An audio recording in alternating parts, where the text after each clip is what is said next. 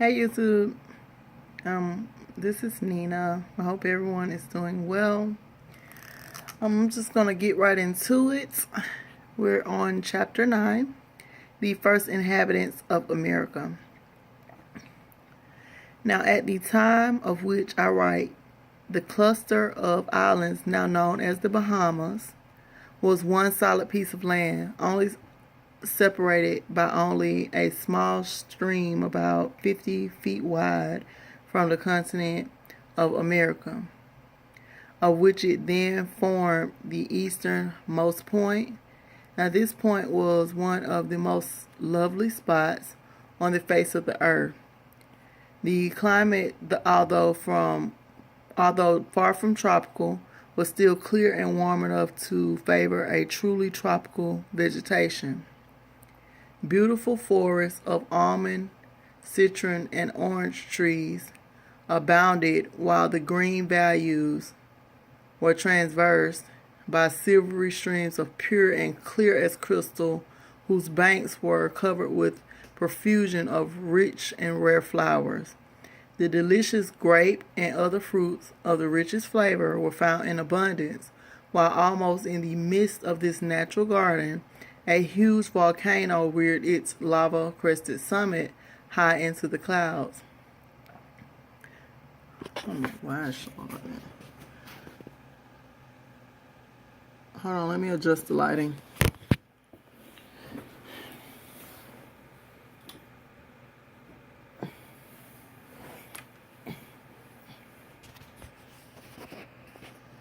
Okay. When old Mordecai arose, he saw Nahum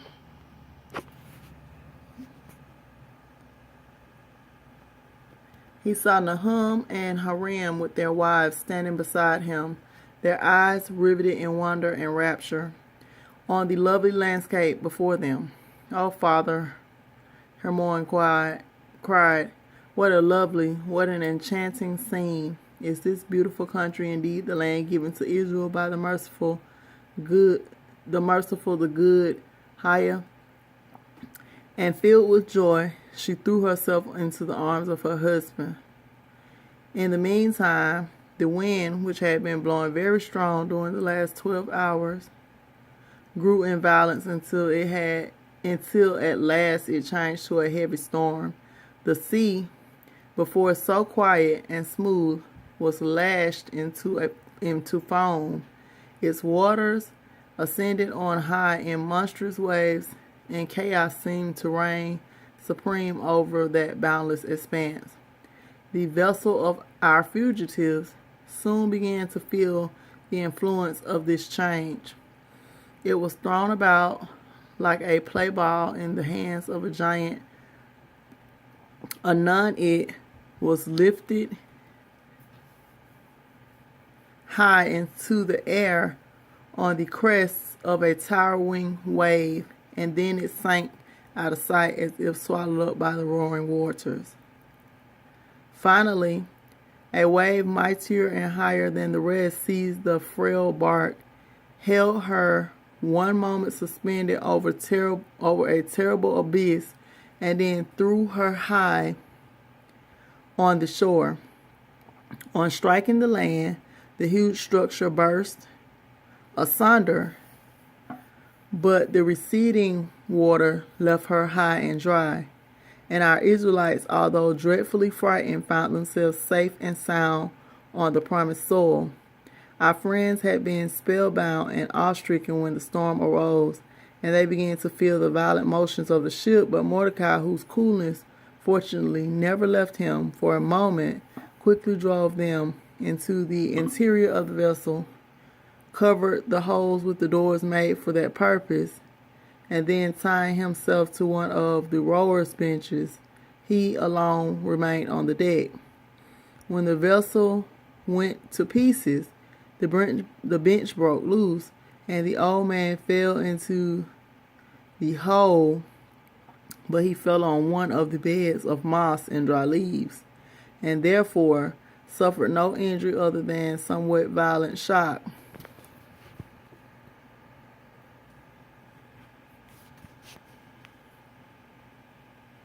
The first care of the wanderers was to remove the parts of their ship and her contents further out on the land, and when they had ascertained that none of their number was missing or injured, they set to work with a will. They first moved their provisions, of which to their great joy they found a considerable quantity left. Then they took their furniture, tools, and finally they broke up the remaining parts of the vessel and brought away the pieces. By this time the storm had blown over, and the sun emerged from behind the last dark cloud. The Israelites built a great fire to prepare their evening meal, and when that had been partaken of, they stretched themselves on the ground, where they soon sank into a deep sleep. Glorious soul was leaving his watery bed, and his genial rays began to gild the treetops when our sleepers awoke the next morning.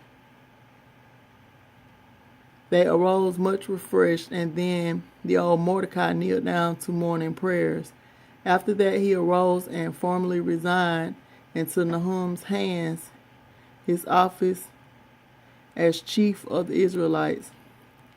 My mission, the old man said, is now ended. Thanks to Hiah, you are free. You now stand on the soil that he in his infinite goodness and mercy has given you. You now can pray to the God of your fathers in his own glorious temple without fear of molestation. But I fain would rest from my labor. I would live in peace and the quiet the few days that I may be spared. In our friend Nahum, I leave you a successor whom you may trust under all circumstances. He will be the father as Hermon will be the mother of Israel. Yet before I retire from my office, I would once more admonish you to keep the commandments of Hiah. Forget not what he has done to you. While Israel walked in the right path, she was mighty and happy. But when she left the right course, when she turned her heart from the true God of her fathers, she fell. Then Hiah withdrew his hand. He withdrew his protecting hand, and her enemies triumphed over her. When in our captivity, we again turned our hearts to the only true and living God. Behold, how he raised us up, how wonderfully he helped and protected us in all dangers, until now we are once more free. As long as you shall do right, you will prosper and will become a mighty people. But as soon as you cease to do that which is right, you will perish. The aged Mordecai ceased, and Nahum now arose and went up to his uncle. He embraced the old man and kissed him, and then in the name of his friends, he once more thanked him for all he had done for them. Be assured, the new leader continued, that as long as our life shall last, we will never forget your good counsels. As long as life shall last, we shall love and honor you as our liberator, as our greatest benefactor. Then he took Hermon's hand and turned toward the assembled multitude. Brethren, he said in a clear and manly voice, I have been appointed your leader. Our Father has deemed me worthy to be his successor. And while I accept the trust thus reposed in me, I here most solemnly pledge myself to the interests of Israel. I shall always be your friend, while Hermon will be your mother. And with the assistance of our brother Hiram, and under the guidance of our venerated friend and father Mordecai, I shall be able to lead you to happiness and glory. There were some skillful mechanics among the Israelites, and they at once set to work to build tents with the boards of their vessel, while another part of the men, under the guidance of Mordecai, went to prepare the soil for agricultural purposes.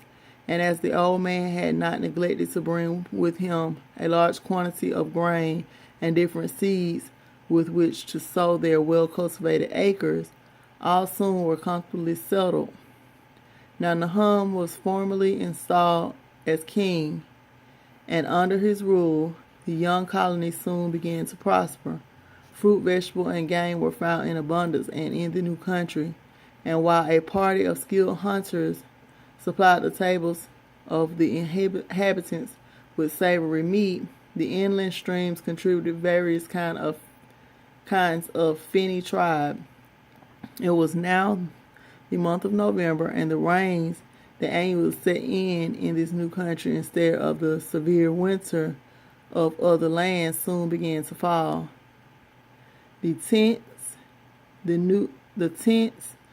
new settlers had built, although a very fair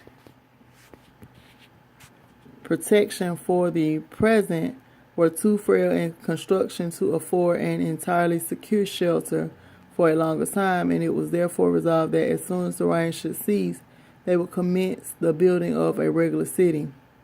The interval was occupied in making plans and in such other work necessary for building purposes as could be performed within the tents, and when the spring of the next year came around, the foundation of the town was laid. After 6 years' assiduous labor, the new city was finished, and although, of course, not so good and substantial as our modern buildings, yet the houses were secure and comfortable and presented a very handsome appearance. The streets of New Samaria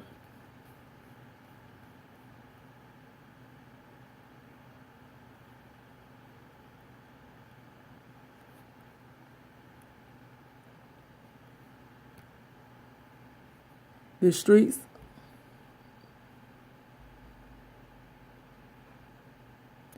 streets of New Samaria, as the city was called, were straight and wide, while the houses, with the exception of the king's palace, the residence of Hiram, and the temple, were of one size, and each surrounded by a well-cultivated garden, thus giving the town a most beautiful appearance. The king's palace was a noble structure with numerous outhouses, the whole surrounded by a magnificent and well laid out park. This park was traversed by a broad silvery stream, which, flowing over numerous picturesque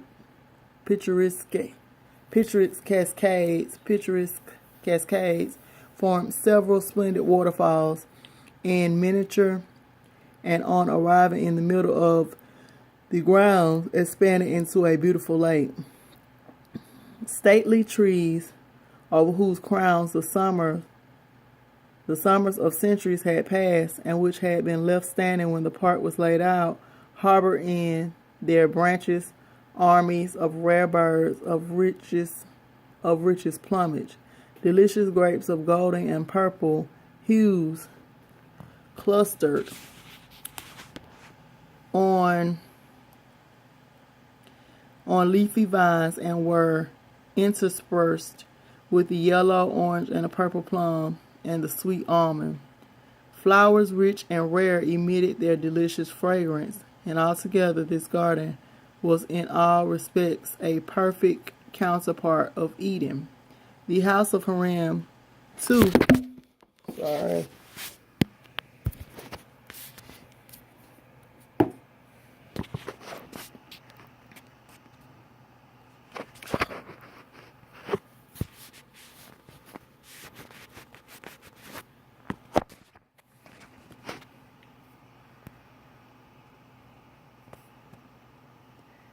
The house of Hiram too was a noble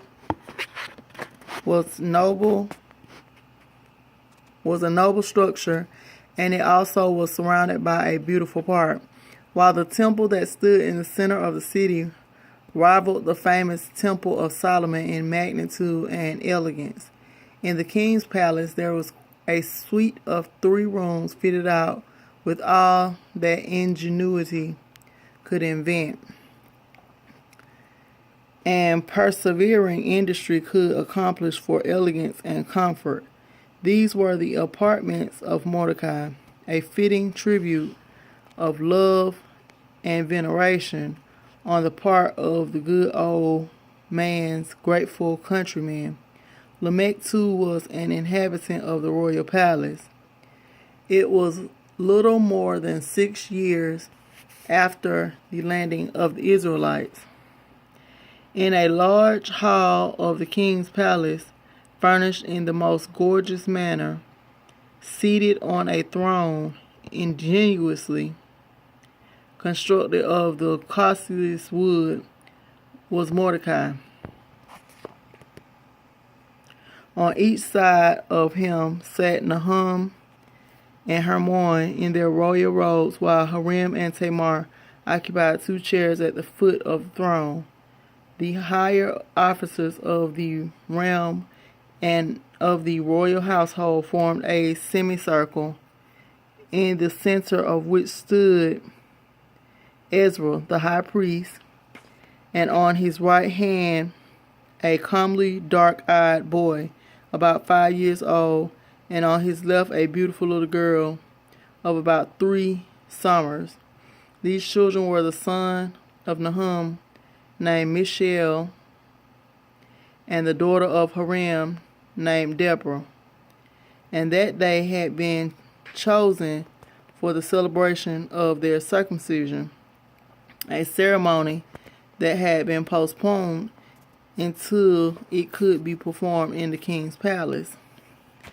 When all had taken their places, and while a deep silence reigned,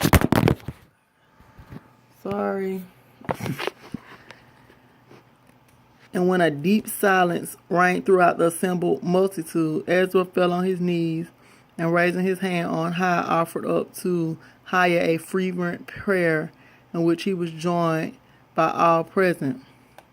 After that, Mordecai descended from the throne, and taking both children by the hand, blessed them, and then the solemn ceremony was performed by the old man, the high priest.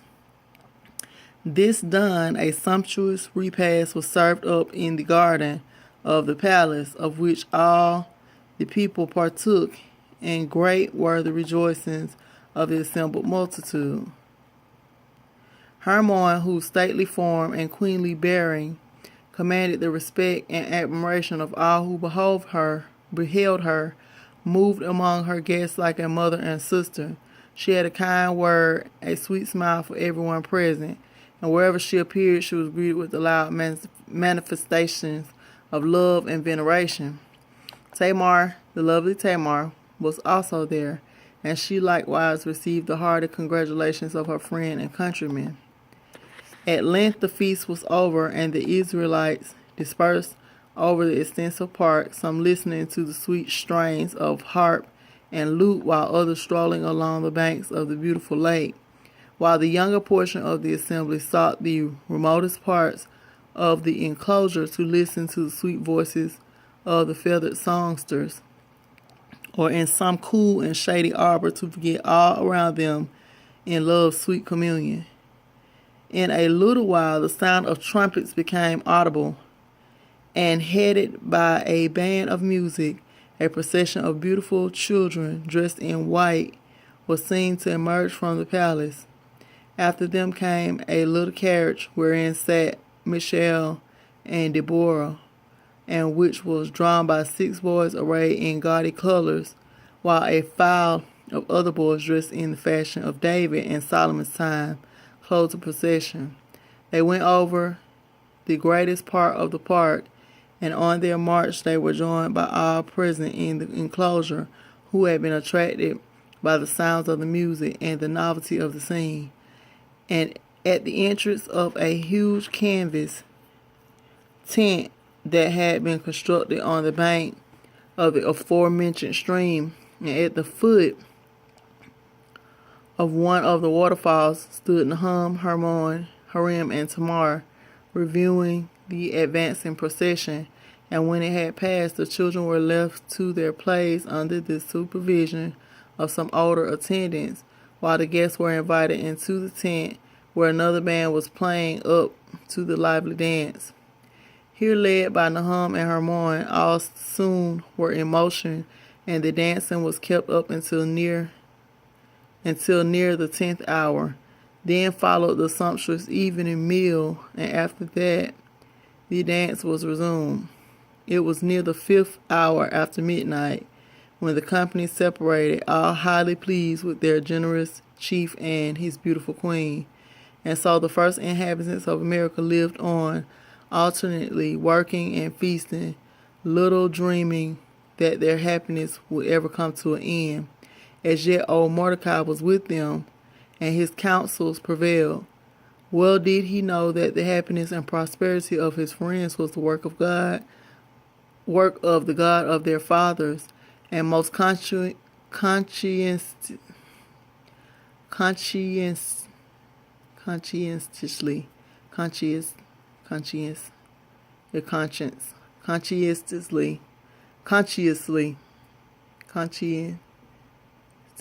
okay, sorry.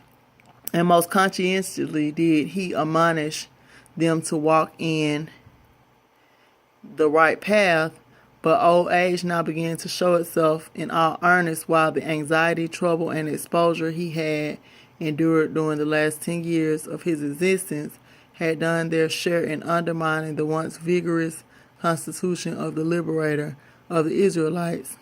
And already the lessons in religion the latter had received from their heathenish conquerors began to show their dangerous consequences. In a slight and almost imperceptible degree, it is true, but yet Mordecai had trembled when first he became aware of it, and he dreaded to think of the time when he should be taken away.